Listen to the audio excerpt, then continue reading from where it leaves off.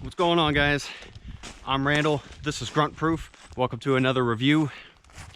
This is going to be a special video. You've seen me in all kinds of rucks. The old Alice pack, the Alice Large Molly, the Savada Jaeger Large, and most recently, the Force Protector Gear Marpack or Marauder. Well, today I've got on the U.S. Army Medium Molly Ruck, and that's what we're talking about. Welcome to Grunt Proof.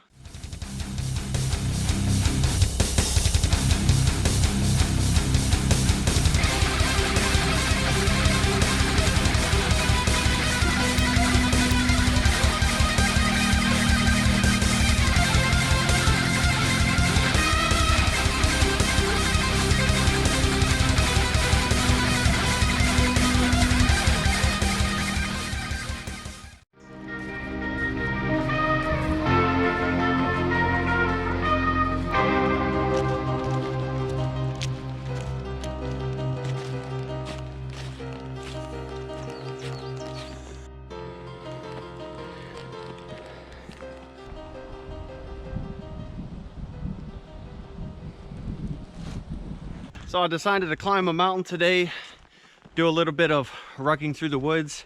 I decided I'd take the opportunity to go over the Army Medium Molly Ruck. I recently covered this in the Army UCP Grunt Proof edition, and a lot of you guys have been asking me about this ruck anyway. To start things off, there will be no Grunt Proof lab tests like the drag test and all that in this video. Why? Because I've been using this thing since 2012. I took it to Afghanistan. I've used it in most field rotations ever since. I've done a lot of hardcore rucking with it, and I've also done some winter camping with it.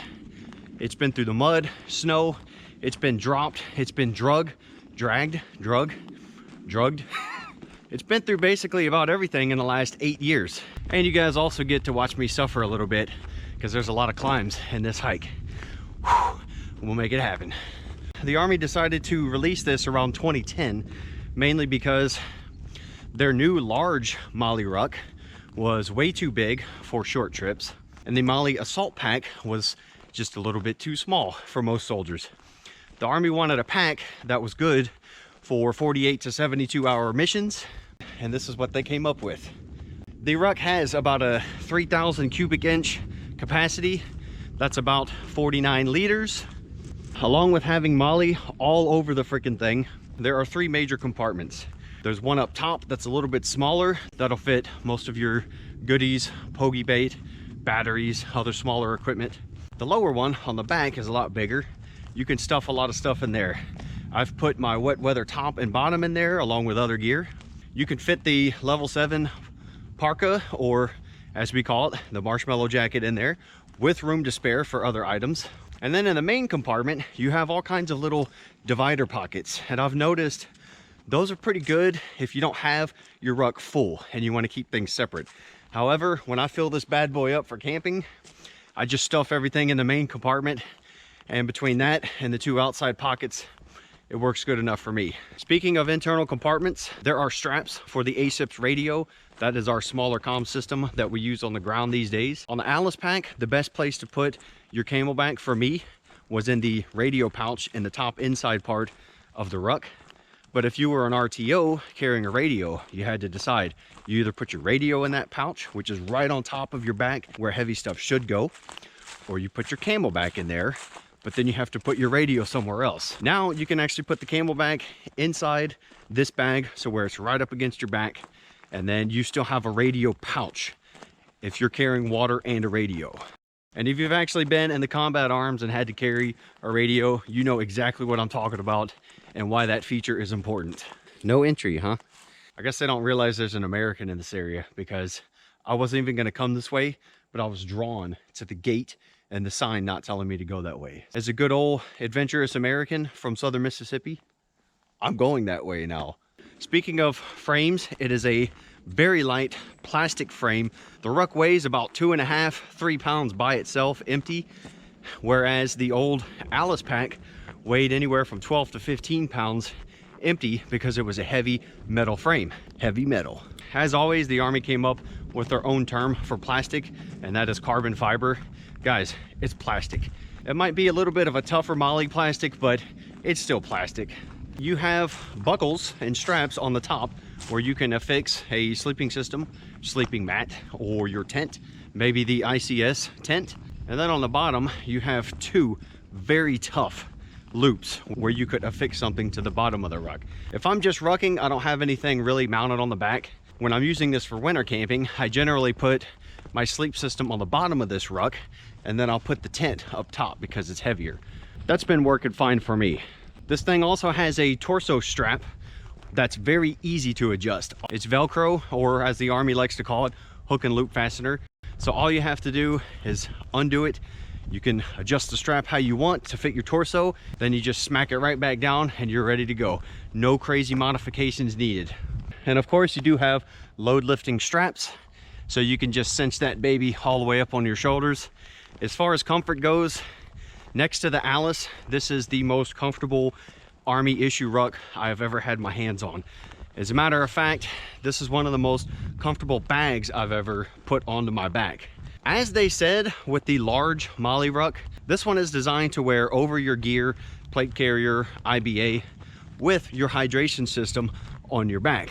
Where I was in Afghanistan, there was no convoys to go back to the main post to go buy goods and stuff. You had to get in your gear, whatever ruck you could carry and your weapon, and you had to get on a helicopter to get to the next base. So for me, this was my go-to ruck, because when I went back to where our headquarters was, I didn't know how long I would be stuck there. I had to bring my own sleep gear and my own comfort items for a few days. This ruck was perfect. It would go right over my IBA, and then with my camelback on the back, it would sit right over it, and it was very comfortable. Of course, you have the chest strap that's fully adjustable. You can tighten it. You can also move your buckle up and down depending on how muscular you are or not. Like any good old Army bag, there is a quick release strap where you can just drop it. And I'll tell you this, a quick release strap when you're dealing with a ruck on top of body armor, that's really awesome, because sometimes straps will get stuck up under your camelback straps, a radio pouch, something else, and you just need to get it off your back to fix it. That's what these are really cool for.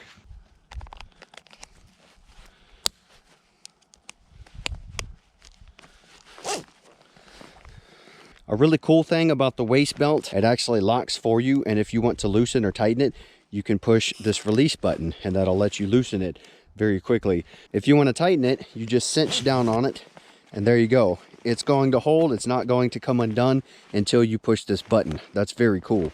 Some of my buddies were complaining that they left out the little stretchy straps to tie this off with, but the way I see it, this is something you're going to adjust a lot. Your belly's going to be bigger after a meal. After an hour or two of walking, your belly's going to be smaller, water loss, food loss, and such. Typically straps like this you set and then you leave them.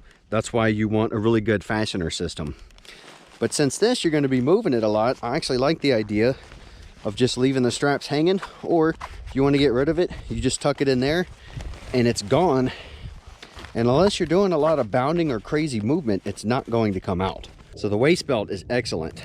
So the ruck is awesome, right? It's totally perfect.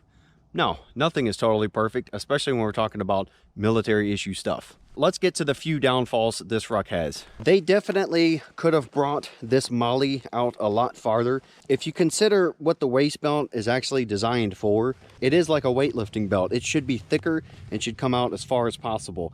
I get that the Army has to make something that's made for very skinny people and kind of big people, so they want to give you plenty of room to play with. Either way, they still could have brought the Molly out a little bit further, because for me, the Molly is handy to have on a waist belt, but I'm just not flexible enough to reach anything on here.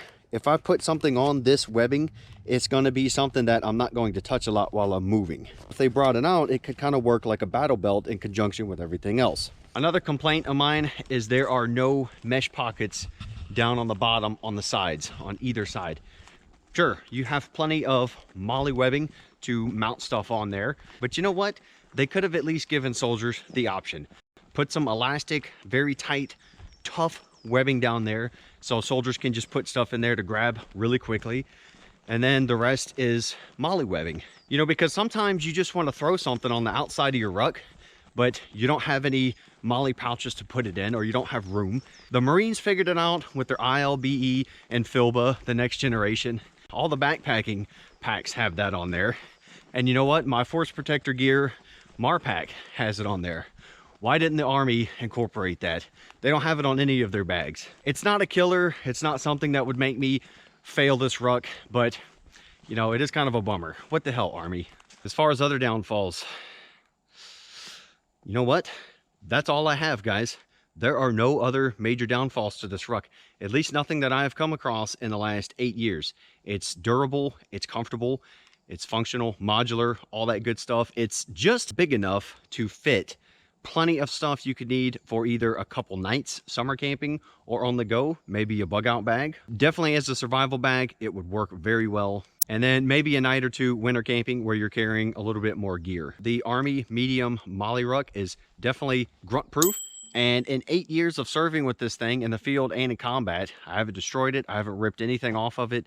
I don't have any major complaints beside those two small things. I think after the original Alice pack, this is the best ruck the Army has actually come out with. So if you served and used this ruck and you do have some other complaints, let us know down below, because I think it's always good for the viewers to see multiple perspectives on the gear that I'm talking about. So thanks for watching, guys. If you would like to see a list of pre-approved grunt-proof items, I have a link to my Amazon store in the description. Again, I do not care if you guys buy anything. I'm not trying to push anything onto you.